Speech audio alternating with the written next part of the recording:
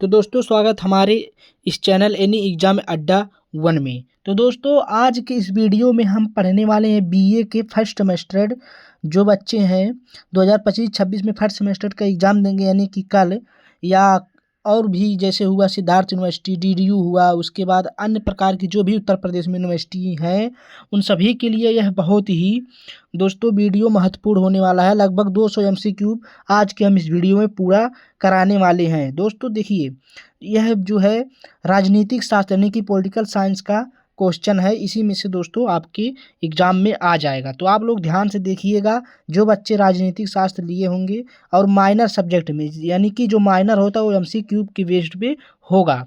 तो यहाँ पर देखिए पहला क्वेश्चन है, तो स्वतंत्रता मेरा जन्म सिद्ध अधिकार है।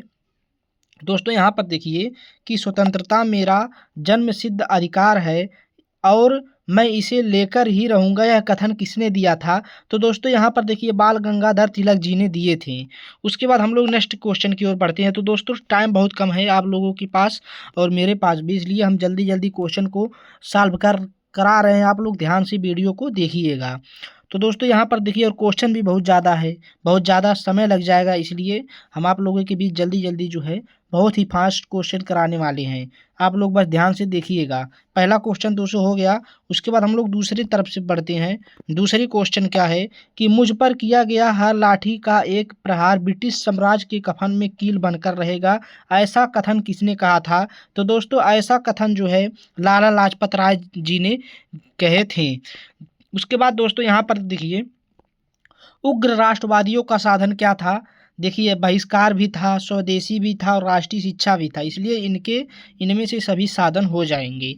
उसके बाद देखिए भारत सेवा क्या है दोस्तों? भारत सेवक समाज के संस्थापक कौन थे? दोस्तों ये थे गोपाल कृष्ण गोखले थे।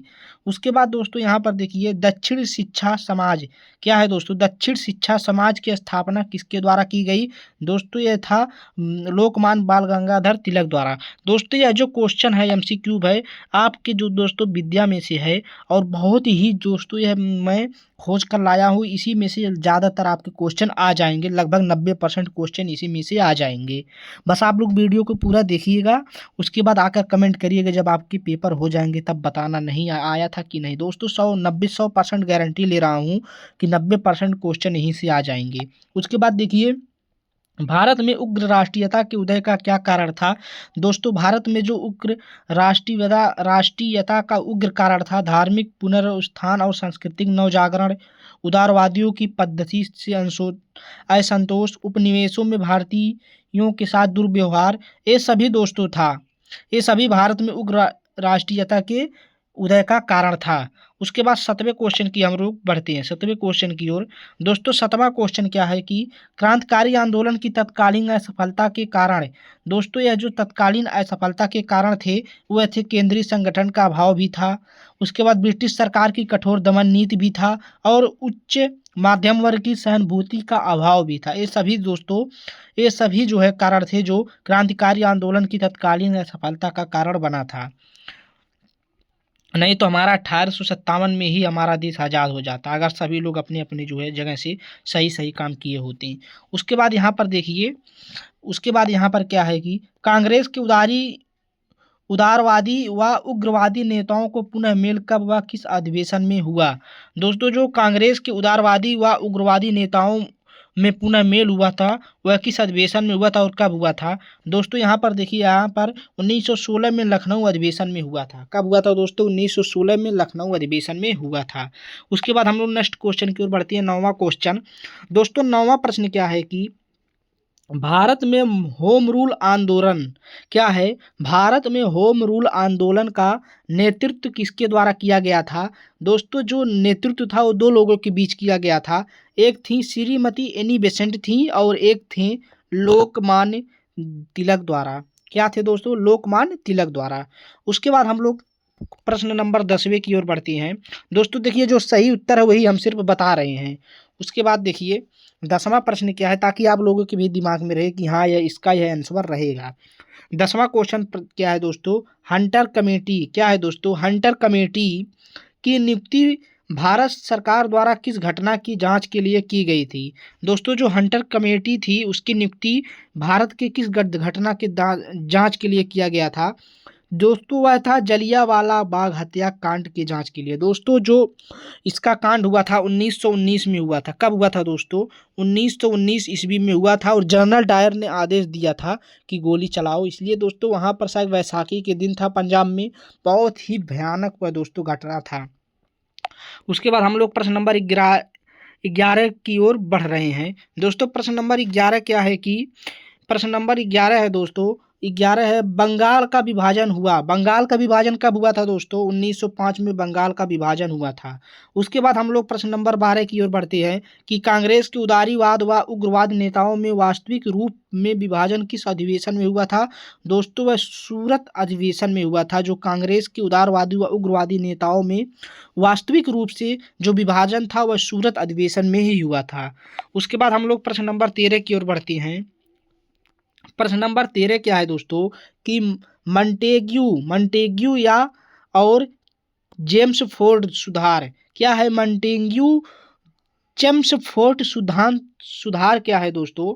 अधिनियम पारित किया गया, यानी कि मंटेग्यू जेम्स फोर्ड जो सुधार अधिनियम का पारित किया गया था दोस्तों 1919 में पारित किया गया था। उसके बाद केंद्र में दैव शासन की स्थापना किस अधिवेशन द्वारा की गई थी? दोस्तों जो केंद्र में दैव शासन की स्थापना थी वह दोस्तों किस अधिवेशन के द्वारा किया गया था? दोस्तों यहाँ का आपका 14 का डी हो जाएगा। 1935 के अधिवेशन के द्वारा किया गया था दैव शासन की स्थापना केंद्र में। उसके बाद हम लोग प्रश्न नंबर 15 की ओर बढ़ते हैं। दोस्तों प्रश्न नंबर 15 है कि 1919 के अधिवेशन में उत्तरदायी शासन की प्रगति की जांच के लिए कितने वर्षों बाद तक आयोग गठित करने का प्रावधान था? 1919 के अधिनियम में उत्तरदायी सरकार की प्रगति की जांच के लिए कितने वर्षों बाद तक आयोग गठित किया गया था? दोस्तों एक बात और, 1919 में कौन घटना हुआ था आपको अभी बताएं? जलियांवाला बाग हत्याकांड हुआ था। दोस्तों क्या हुआ था? जलियांवाला बाग हत्याकांड हुआ था। और यह दोस्तों जो हत्याकांड था वह जनरल डायर जो है आदेश दिए थे गोली चलाने के लिए। उसके बाद दोस्तों यहाँ पर देखिए 1919 के अधिनियम में उत्तरदायी शासन की प्रगति की जांच के लिए कितने वर्षों बाद आयोग का गठन किया गया? तो दोस्तों 10 वर्ष हो गया तब उसके बाद आयोग का गठन हुआ था। यहाँ पर ऑप्शन नंबर 20 सही हो जाएगा, 10 वर्ष। उसके बाद देखिए 16 अगस्त 1917 की घोषणा में वायदा किया गया।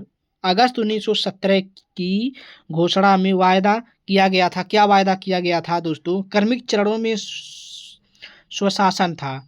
क्या था दोस्तों? क्रमिक चरणों में स्वशासन का गठन किया गया था 1917 की घोषणा के बाद। उसके बाद दोस्तों प्रश्न नंबर 17 की ओर हम लोग बढ़ रहे हैं। प्रश्न नंबर 17 है दोस्तों, केंद्रीय कार्यकारिणी में सम्मिलित पहले भारतीय ला सदस्य कौन थे? दोस्तों जो भारतीय सबसे पहले जो केंद्रीय कार्यकारिणी में सम्मिलित पहले सदस्य थे वो थे तेग बहादुर संप्रू। उसके बाद हम लोग प्रश्न नंबर 18 की ओर बढ़ रहे हैं। 1935 के अधिवेशन द्वारा प्रस्तावित संघ में दोस्तों क्या हुआ था? तो प्रांतों के लिए संघ में शामिल होना अनिवार्य था। उसके बाद हम प्रश्न नंबर 18 हो गया दोस्तों, 19 की ओर बढ़ते हैं। प्रश्न नंबर 19 क्या है दोस्तों? भारत में हाई कमिश्नर यानी कि उच्चायुक्त का पद किस अधिनियम द्वारा सृजित किया गया था? 1892 के अधिवेशन के द्वारा अधिनियम के द्वारा दोस्तों भारत में हाई कमिश्नर जो है उच्चायुक्त का पद अधिनियम नियुक्ति किया गया था। उसके बाद हम लोग 20 की ओर बढ़ते हैं। प्रश्न नंबर 20 क्या है दोस्तों? किस अधिनियम द्वारा वर्मा को भारत से पृथक कर दिया गया था? दोस्तों जो वर्मा को भारत से पृथक किया गया था 1935 के अधिनियम द्वारा। उसके बाद प्रश्न नंबर 21 की ओर हम लोग बढ़ते हैं। प्रश्न नंबर 21 क्या है कि भारत परिषद का निर्माण किस अधिनियम द्वारा किया गया था? 1958 के अधिनियम के द्वारा भारत परिषद का निर्माण किया गया था। उसके बाद हम लोग प्रश्न नंबर 22 की ओर बढ़ रहे हैं। भारत परिषद की समाप्ति किस अधिनियम द्वारा किया गया था? दोस्तों वह निर्माण तो समाप्ति था। तो दोस्तों भारत परिषद की जो समाप्ति था 1935 के अधिनियम के द्वारा उसका समाप्ति किया गया था। उसके बाद हम लोग प्रश्न नंबर 23 की ओर बढ़ते हैं। प्रश्न नंबर 23 क्या है कि बोर्ड ऑफ डायरेक्टर्स तथा बोर्ड ऑफ कंट्रोल को समाप्त कर अधिकार कर समस्त अधिकार भारत सचिव को किस अधिनियम द्वारा प्रदान किए गए? दोस्तों भारत सरकार अधिनियम 1858 के द्वारा प्रदान किए गए थे। उसके बाद हम प्रश्न नंबर 24 की ओर बढ़ रहे हैं। प्रश्न नंबर 24 क्या है दोस्तों? 1919 के अधिनियम के द्वैध शासन की सफलता का कारण क्या था? दोस्तों वह सामाजिक उत्तरदायित्व के सिद्धांत का अभाव, विषयों का तार्किक और व्यवहारिक विभाजन और गवर्नर की स्वेच्छाचारी शक्तियाँ, ये सभी था जो द्वैध शासन की सफलता का कारण था। उसके बाद दोस्तों प्रश्न नंबर 25 क्या है? प्रश्न नंबर 25 है दोस्तों, भारत सचिव का वेतन ब्रिटिश राजकोष में दिए जाने की व्यवस्था की गई। दोस्तों 1919 के अधिनियम द्वारा किया गया था। उसके बाद हम लोग प्रश्न नंबर 26 की ओर बढ़ रहे हैं। प्रश्न नंबर 26 क्या है कि संविधान निर्मात्री सभा में उद्देश्य प्रस्ताव किसके द्वारा प्रस्तुत किया गया था? दोस्तों जो संविधान निर्मात्री सभा में उद्देश्य का जो प्रस्ताव किया गया था वो पंडित जवाहरलाल नेहरू द्वारा किया गया था। संविधान सभा की आत्मा क्या है दोस्तों? प्रस्तावना है। दोस्तों जो संविधान सभा की आत्मा है वह प्रस्तावना ही है। उसके बाद हम लोग प्रश्न नंबर 28 की ओर बढ़ रहे हैं दोस्तों। प्रश्न नंबर 28 क्या है कि भारतीय संविधान में निहित दर्शन की सर्वश्रेष्ठ अभिव्यक्ति क्या है दोस्तों? वह है प्रस्तावना में हुई है। क्या है दोस्तों? प्रस्तावना में हुई है। जो भारतीय संविधान में निहित दर्शन की सर्वश्रेष्ठ अभिव्यक्ति दोस्तों वह कहाँ पर हुई है? वह प्रस्तावना में हुई है, भारत के संविधान के प्रस्तावना में। उसके बाद हम लोग प्रश्न नंबर 29 की ओर बढ़ते हैं। प्रश्न नंबर 29 क्या है कि भारत में नागरिकता से संबंधित विधि बनाने की शक्ति किसे प्रदान की गई? दोस्तों वह क्या है? किसे प्रदान की गई? संसद को प्रदान की गई है। भारत में नागरिकता से संबंधित विधि बनाने की शक्ति संसद को प्राप्त की गई है। उसके बाद हम लोग दोस्तों प्रश्न नंबर 30 की ओर बढ़ रहे हैं। प्रश्न नंबर 30 क्या है दोस्तों? सम्मान कार्य के लिए सम्मान वेतन। दोस्तों जो समान कार्य के लिए समान वेतन क्या है दोस्तों? संविधान के अधीन एक मूल अधिकार नहीं है। उसके बाद दोस्तों हम लोग प्रश्न नंबर 31 की ओर बढ़ते हैं। प्रश्न नंबर 31 क्या है दोस्तों?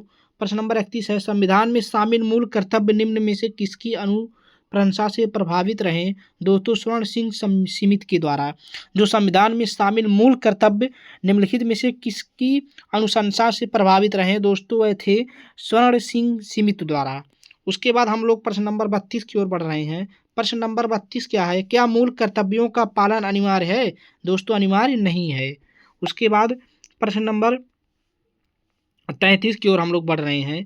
प्रश्न नंबर 33 दोस्तों क्या है कि मूल अधिकारों का लक्षण नहीं है। मूल अधिकारों का लक्षण क्या नहीं है? मूल अधिकार असीमित है। क्योंकि दोस्तों मूल अधिकार सीमित है, ये भी सही है। उसके बाद मूल अधिकारों की रक्षा व्यवस्था है, ये भी सही है। प्राकृतिक अधिकारों के लिए कोई स्थान नहीं, ये भी सही है। इसलिए दोस्तों जो मूल अधिकार का लक्षण नहीं है वह है मूल अधिकार असीमित है, इसलिए ये सही है। उसके बाद हम लोग प्रश्न नंबर 34 की ओर बढ़ रहे हैं। प्रश्न नंबर 34 की ओर बढ़ रहे हैं दोस्तों। अनुच्छेद 19 में उल्लिखित स्वतंत्रता नहीं है। दोस्तों आवास की स्वतंत्रता भी है, भ्रमण की स्वतंत्रता भी है, सभा करने की स्वतंत्रता भी है। जो दोस्तों वह प्रेस की स्वतंत्रता अनुच्छेद 19 में उल्लेखित नहीं है। उसके बाद हम लोग प्रश्न नंबर 35 की ओर बढ़ रहे हैं। प्रश्न नंबर 35 दोस्तों क्या है? प्रश्न नंबर 35 है दोस्तों कि निम्नलिखित में से कौन सी विशेषता मूल अधिकारों से संबंधित नहीं है? दोस्तों जो कौन सी विशेषता है वह मूल अधिकारों से संबंधित है? ये देखिए दोस्तों मूल अधिकारों का न्याय योग है, ये भी संबंधित है। मूल अधिकार साधारणतया अनुल्लंघनीय है, ये भी सही है। मूल अधिकारों को संविधान में स्थान दिया गया, ये भी सही है। और दोस्तों जो मूल अधिकारों से संबंधित नहीं ये है, मूल अधिकार अधिकांशतः सकारात्मक रूप के हैं, ये सही है दोस्तों। उसके बाद हम लोग प्रश्न नंबर 36 की ओर बढ़ रहे हैं। प्रश्न नंबर 36 क्या है दोस्तों? तो प्रश्न नंबर 36 है कि निम्नलिखित में से कौन सा कर्तव्य मौलिक कर्तव्य नहीं है? दोस्तों देखिए स्मारकों तथा राष्ट्रीय महत्वों के स्थानों की रक्षा करना ये मौलिक कर्तव्य नहीं है। और मौलिक कर्तव्य क्या है? सार्वजनिक संपत्ति की रक्षा करना, राष्ट्रीय गान का आदर करना और प्राकृतिक पर्यावरण की रक्षा और उसे सुधारना, ये सभी जो है कर्तव्य मौलिक कर्तव्य हैं। और जो मौलिक कर्तव्य नहीं है दोस्तों इसमें में से कौन है कि स्मारकों तथा राष्ट्रीय महत्व के स्थान की रक्षा करना, ये मौलिक कर्तव्य नहीं है। उसके बाद दोस्तों प्रश्न नंबर 37 क्या है? प्रश्न नंबर 37 है कि संविधान के भाग चतुर्थ क में कितने मूल कर्तव्य बताए गए हैं? दोस्तों 11 मूल कर्तव्य बताए गए हैं संविधान के चतुर्थ भाग क में। उसके बाद हम लोग प्रश्न नंबर 38 की ओर बढ़ रहे हैं। प्रश्न नंबर 38 क्या है कि निम्नलिखित में से कौन सी निर्देशक तत्वों की विशेषता नहीं है। दोस्तों यह निर्देशक तत्ववादी हो गए, ये विशेषता नहीं है। और कौन कौन विशेषता है पूछ ले कि निम्नलिखित में से कौन सी निर्देशक तत्वों की विशेषता है। दोस्तों निर्देशक तत्व सकारात्मक स्वरूप लिए हुए हैं। निर्देशक तत्वों द्वारा आर्थिक लोकतंत्रता की स्थापना होती है। निर्देशक सिद्धांत नैतिक आदेश मात्र हैं, ये भी सही है। दोस्तों 39 नंबर क्या है। 39 नंबर है कि ये सिद्धांत ऊंचे ऊंचे आदर्शों की घोषणाएं हैं। यह वक्तव्य किसके बारे में कहा गया है। निर्देशक तत्व के बारे में कहा गया है। उसके बाद हम लोग प्रश्न नंबर 40 की ओर क्या है दोस्तों। भारतीय संविधान का यह भाग फेबियन समाजवाद की ही स्थापना करता है। यह कथन किसके भाग में सम्मिलित है। निर्देशक तत्व के भाग में दोस्तों सम्मिलित है। किसके भाग में दोस्तों सम्मिलित है। निर्देशक तत्व के भाग में सम्मिलित है। उसके बाद हम लोग प्रश्न नंबर 41 की ओर दोस्तों बढ़ रहे हैं। प्रश्न नंबर 41 क्या है दोस्तों। प्रश्न नंबर 41 है कि निर्देशक तत्वों की दृष्टि से सबसे महत्वपूर्ण अनुच्छेद कौन है। दोस्तों अनुच्छेद 39 है। संविधान का सामाजिक न्याय दर्शन निहित है, निर्देशक तत्वों में निहित है। उसके बाद हम लोग प्रश्न नंबर 43 पे पढ़ते हैं। प्रश्न नंबर 43 क्या है दोस्तों कि राष्ट्रपति पद की निर्वाचन हेतु कौन सी पद्धति अपनाई जाती है। दोस्तों यह है समानुपातिक प्रतिनिधित्व एवं एकल संक्रमणी मत पद्धति, ये वाला दोस्तों सही होगा, अपनाई जाती है। उसके बाद हम लोग प्रश्न नंबर 44 की ओर बढ़ रहे हैं। प्रश्न नंबर 44 क्या है दोस्तों कि भारत के राष्ट्रपति पर महाभियोग का आरोप। भारत के राष्ट्रपति पर महाभियोग के आरोप दोस्तों आरोप क्या है कि संसद के किसी भी सदन द्वारा लगाया जा सकता है। भारत के राष्ट्रपति पर महाभियोग का जो आरोप है संसद किसी भी सदन द्वारा लगाया जा सकता है। उसके बाद हम लोग प्रश्न नंबर 45 की ओर बढ़ रहे हैं। प्रश्न नंबर 45 क्या है कि राष्ट्रपति के निर्वाचन में दोस्तों राष्ट्रपति के निर्वाचन में यहाँ पर संसद के दोनों सदनों के निर्वाचन सदस्य तथा राज्य के विधान सभाओं के निर्वाचित सदस्य भाग लेते हैं। उसके बाद हम लोग प्रश्न नंबर 46 की ओर बढ़ रहे हैं। प्रश्न नंबर 46 दोस्तों क्या है। प्रश्न नंबर 46 है राष्ट्रपति निर्वाचक मंडल के सदस्य।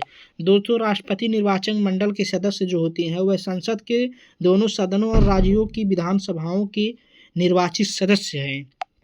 उसके बाद हम प्रश्न नंबर 47 की ओर बढ़ते हैं। प्रश्न नंबर 47 दोस्तों है कि यदि राष्ट्रपति अपने पद से त्याग पत्र देना चाहे तो वह किसको संबोधित करके अपना त्याग पत्र प्रस्तुत करेगा। दोस्तों उपराष्ट्रपति को संबोधित करके अपना त्याग पत्र प्रस्तुत करेगा। उसके बाद हम लोग प्रश्न नंबर 48 की ओर बढ़ रहे हैं। प्रश्न नंबर 48 क्या है दोस्तों कि निम्नलिखित में से किसकी कार्यशैली प्रधानमंत्री व्यवस्था की भूमिका वाली थी। दोस्तों राजीव गांधी की शैली जो थी वह प्रधानमंत्री व्यवस्था की भूमिका वाली थी, राजीव गांधी की। उसके बाद हम प्रश्न नंबर 49 की ओर बढ़ते हैं। प्रश्न नंबर 49 क्या है दोस्तों कि भारत में मंत्रियों की नियुक्ति राष्ट्रपति प्रधानमंत्री की मंत्रणा का करेगा। उसके बाद हम प्रश्न नंबर 50 की ओर बढ़ते हैं। प्रश्न नंबर 50 क्या है दोस्तों। प्रश्न नंबर 50 है हमारा कि भारत में प्रधानमंत्री अव्यवस्था के अभ्युदय का कारण नहीं है, वह है अल्पमतीय सरकार है। और दोस्तों जो भारत में प्रधानमंत्री व्यवस्था के अभ्युदय का कारण क्या है, चुनाव में व्यक्ति पूजा, प्रधानमंत्री कार्यकालय और दुर्बल विपक्ष। और दोस्तों देखिए प्रश्न नंबर 21 क्या है, 51 क्या है कि संसद का अभिन्न अंग है राष्ट्रपति। जो संसद का अभिन्न अंग होता है वह राष्ट्रपति होते हैं। प्रश्न नंबर 52 क्या है दोस्तों, वह लोकसभा का विघटन कर सकता है। वह लोकसभा का विघटन कौन कर सकता है, राष्ट्रपति कर सकता है। दोस्तों लोकसभा का विघटन राष्ट्रपति कर सकता है। उसके बाद हम प्रश्न नंबर 53 की ओर बढ़ते हैं। दोनों सदनों की संयुक्त बैठक बुला सकता है। दोनों सदनों की संयुक्त बैठक दोस्तों राष्ट्रपति जी बुला सकते हैं। उसके बाद हम लोग प्रश्न नंबर 54 की ओर बढ़ते हैं। प्रश्न नंबर 54 क्या है कि वह संसद किसी भी सदस्य को संदेश भेज सकता है, वह कौन है, राष्ट्रपति हैं। संसद के किसी भी सदन को संदेश भेज सकता है वह कौन है दोस्तों, वह राष्ट्रपति ही हैं। उसके बाद हम प्रश्न नंबर 55 की ओर बढ़ते हैं। प्रश्न नंबर 55 क्या है दोस्तों, प्रश्न नंबर 55 है लोकसभा अध्यक्ष को शपथ कौन दिलाता है? दोस्तों जो लोकसभा के अध्यक्ष होते हैं उनको शपथ कौन दिलाता है? अध्यक्ष के रूप में उसे शपथ की आवश्यकता नहीं होती है। उसके बाद हम प्रश्न नंबर 56 की ओर बढ़ते हैं। प्रश्न नंबर 56 क्या है कि भारतीय परिस्थितियों में उप प्रधानमंत्री या प्रधानमंत्री का प्रतियोगी होता है। भारतीय परिस्थितियों में उप प्रधानमंत्री का प्रतियोगी प्रधानमंत्री होता है।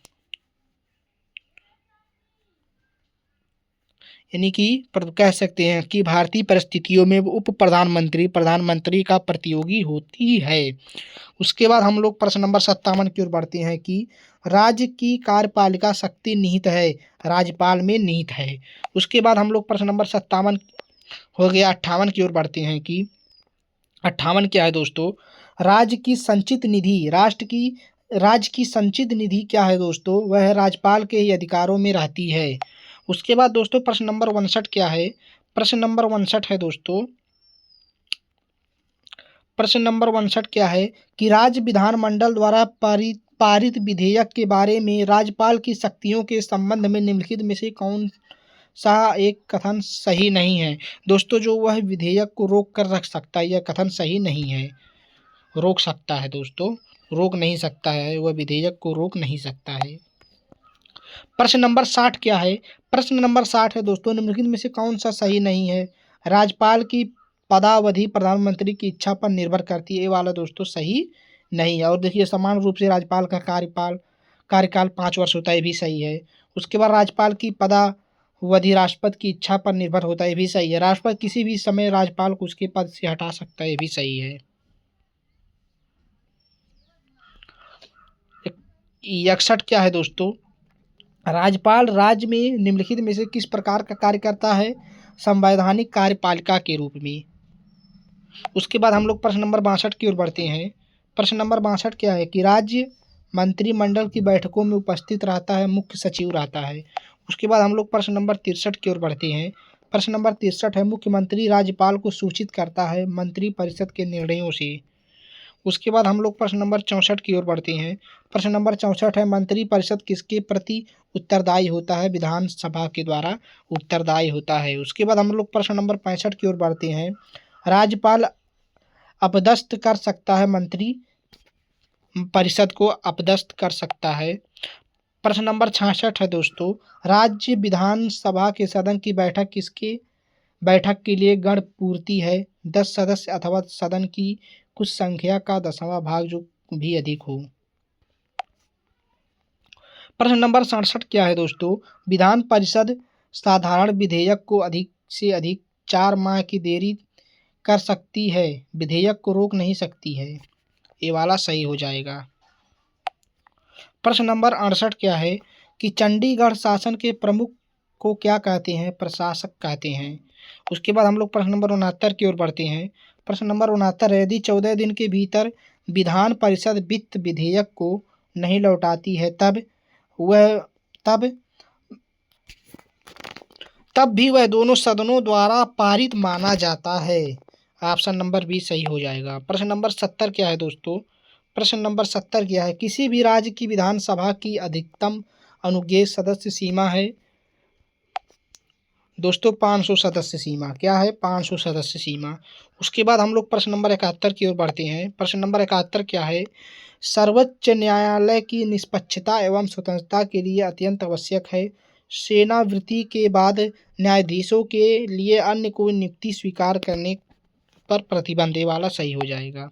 प्रश्न नंबर 72 है दोस्तों, भागलपुर जेल के विचाराधीन कैदियों का मामला सार्वजनिक हित संरक्षण के संबंधित हैं। प्रश्न नंबर 73 क्या है कि सर्वोच्च न्यायालय द्वारा अपने पूर्व निर्णयों को बदला गया गोलकनाथ मामले में।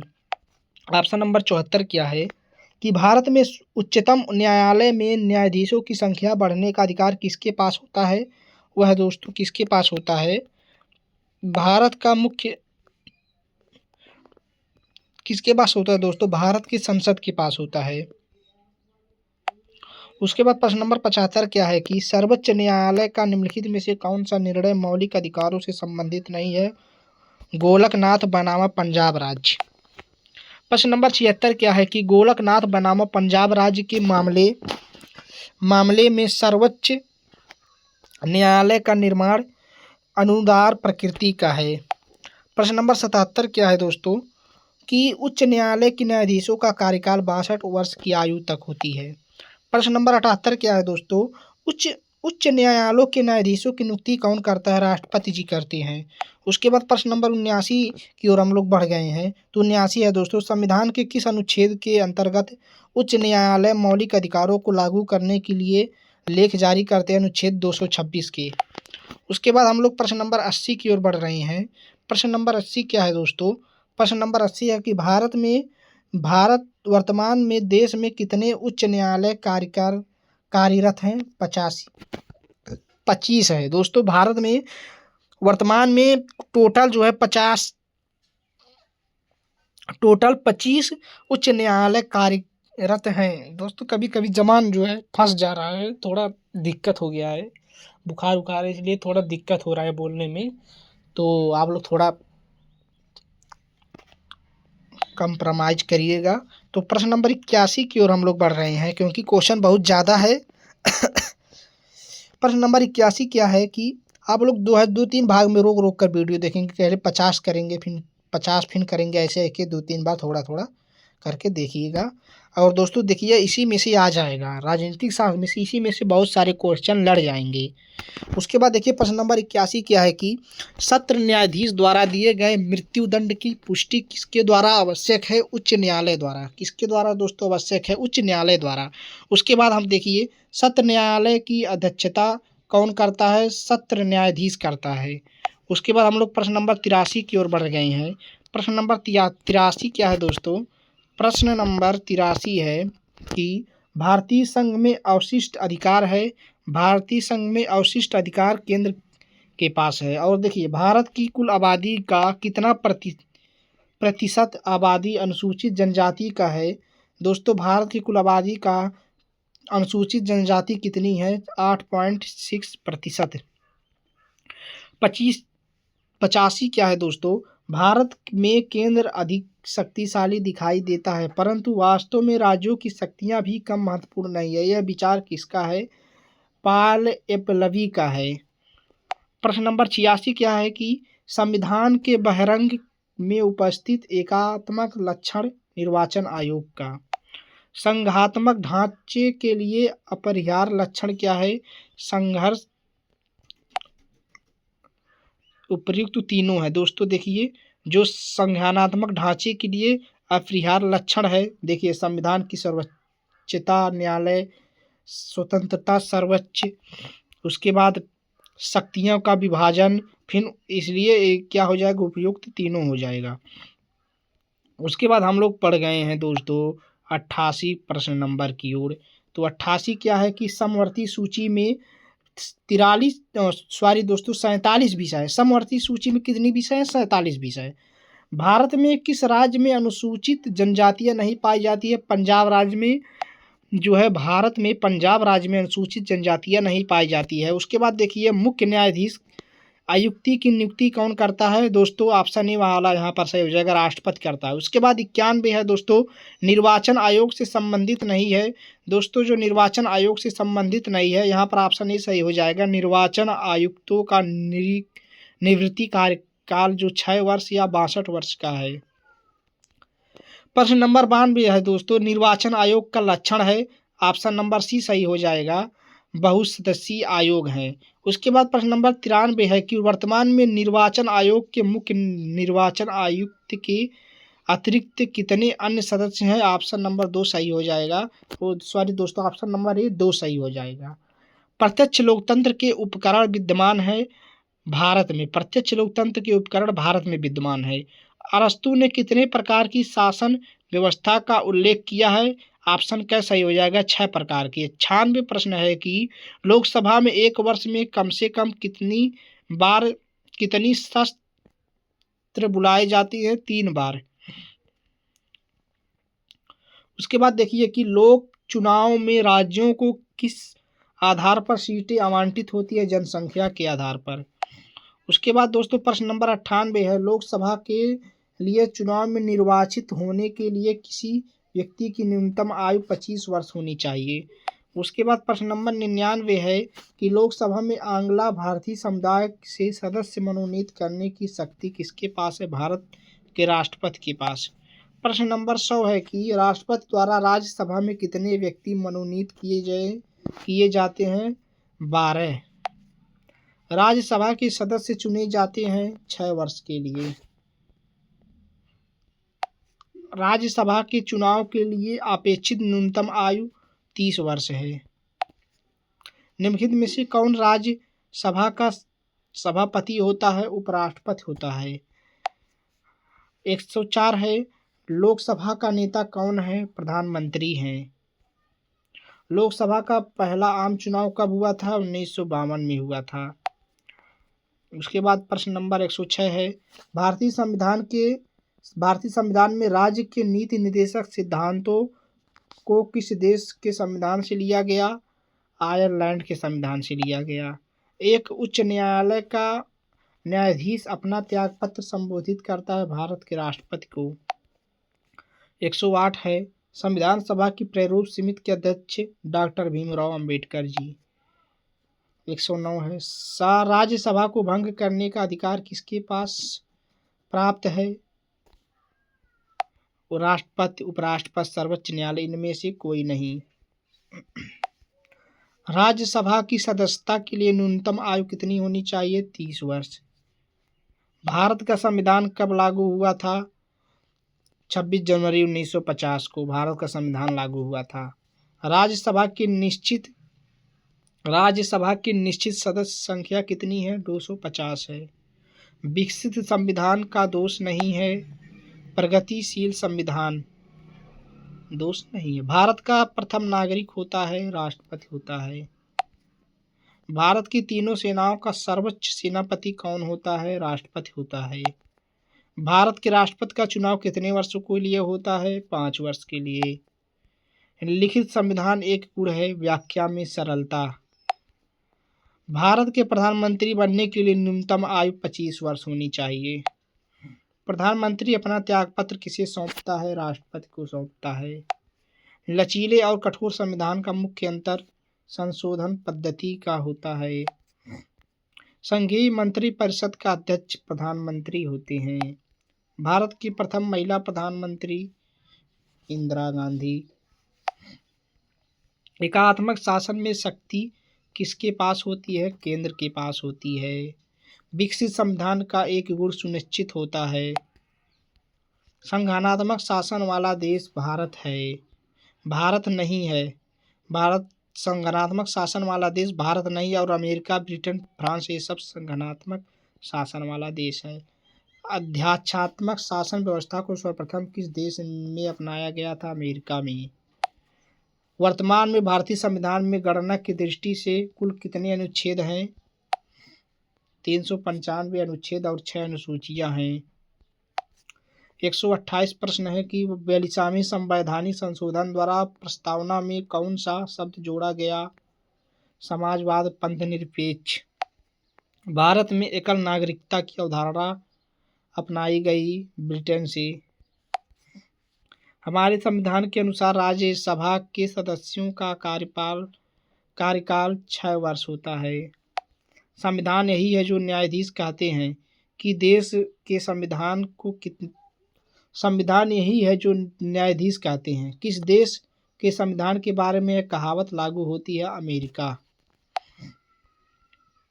32 है कौन सा विचारक पश्चात्मक राजनीति चिंतन में संविधानवाद जनक माना जाते हैं? अरस्तु। संघानात्मक शासन का श्रेष्ठ उदाहरण अमेरिका। एकात्मक शासन वाला प्रमुख देश ब्रिटेन। अध्यक्षीय शासन व्यवस्था वाला देश अमेरिका। शक्ति पृथक्करण का सिद्धांत आधारित है संसदीय शासन पर। प्रश्न नंबर 137 है प्रधानमंत्री का नेतृत्व किस शासन व्यवहार में होता है? संसदीय शासन पर। 138 है कार्यपालिका का कार्यकाल कार्यपालिका का कार्यकाल अस्थायी होती है संसदात्मक शासन में। फेडरल गवर्नमेंट पुस्तक किसने लिखी? उपरोक्त में से कोई नहीं। फेडरल गवर्नमेंट पुस्तक उपरोक्त में से कोई नहीं। उत्तरदायी शासन के नाम से जानी जाती हैं संसदीय शासन प्रणाली को जाना जाता है। अमेरिका के संविधान में उल्लेखित नहीं है राजनीतिक दल का। अमेरिका से संविधान में राजनीतिक दल का उल्लेख नहीं है। यह कथन किस लेखक का है? लिखित और अलिखित संविधान में केवल मात्रा का अंतर है, प्रकार का नहीं। कार्नर ने। विकसित संविधान एकमात्र श्रेष्ठ उदाहरण है ब्रिटेन है। लोकसभा की प्रथम महिला अध्यक्ष कौन थी? मीरा कुमार। निम्नलिखित में से किस प्रकार से प्राधिकार भारत के राष्ट्रपति को प्राप्त है?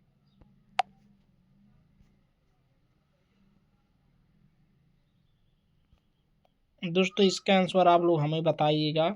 इसका आंसर मिल नहीं रहा था, आप लोग जरूर बताइएगा जिसको भी पता रहेगा। अब हम देखते हैं कितने लोगों को पता है 145 प्रश्न का उत्तर। देखिए यहाँ पर हम इसका आंसर दोस्तों कूट में दिया है, इसलिए यहाँ पर कूट वाला है। इसको जो है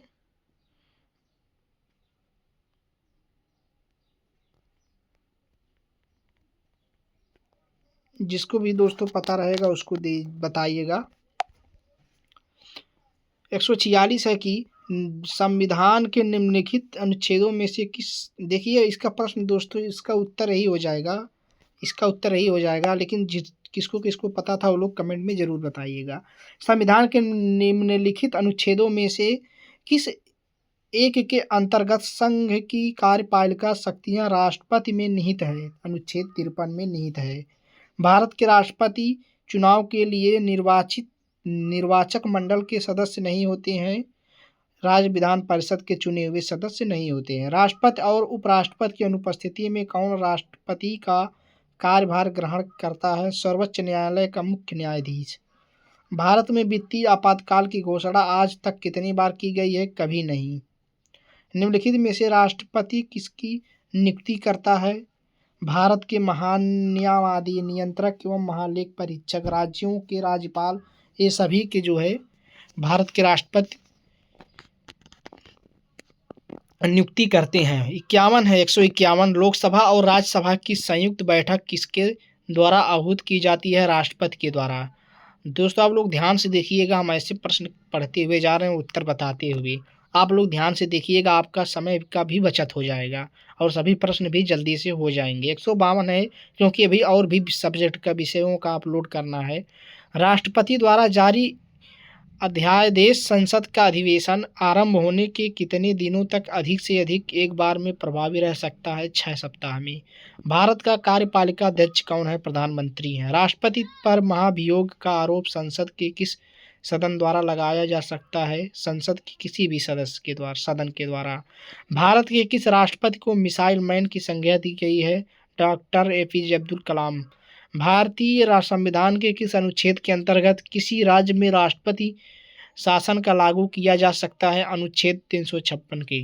भारत के उपराष्ट्रपति का निर्वाचन एक निर्वाचनगण द्वारा किया जाता है जिसके सदस्य होते हैं संसद के दोनों सदनों के केवल निर्वाचित सदस्य होते हैं। 158 प्रश्न है, जो व्यक्ति संसद का सदस्य नहीं है केंद्रीय मंत्री रह सकता है 6 माह तक। संविधान की व्याख्या करने का अधिकार किसे है? सर्वोच्च न्यायालय। सर्वोच्च न्यायालय में न्यायाधीश नियुक्त होने के लिए व्यक्ति को कम से कम कितने वर्ष उच्च न्यायालय का एडवोकेट होना चाहिए? 10 वर्ष। भारतीय संविधान का संरक्षक कौन है?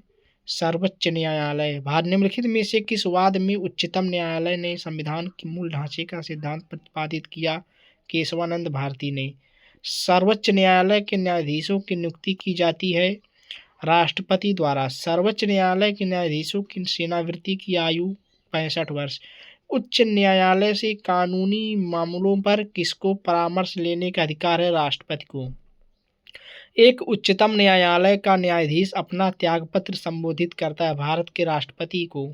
आधुनिक लोकतंत्र की जननी किस देश को माना जाता है? अमेरिका को। किसने लोकतंत्र को लोगों की सरकार, लोगों के द्वारा तथा लोगों के लिए सरकार की तरह परिभाषित किया? Abraham Lincoln.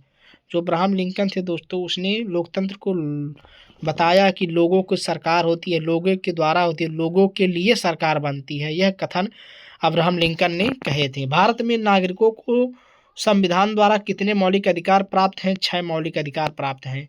राष्ट्रपति के क्षमादान करने की शक्ति का उल्लेख संविधान के किस अनुच्छेद में वर्णित है? अनुच्छेद 72 में। भारत में महान नियम आदि की नियुक्ति कौन करता है? राष्ट्रपति करते हैं। राष्ट्रपति की वीटो शक्ति किस अनुच्छेद के अंतर्गत आती है? अनुच्छेद 111। भारत के सैन्य बलों का सर्वोच्च सेनापति होता है? राष्ट्रपति होता है।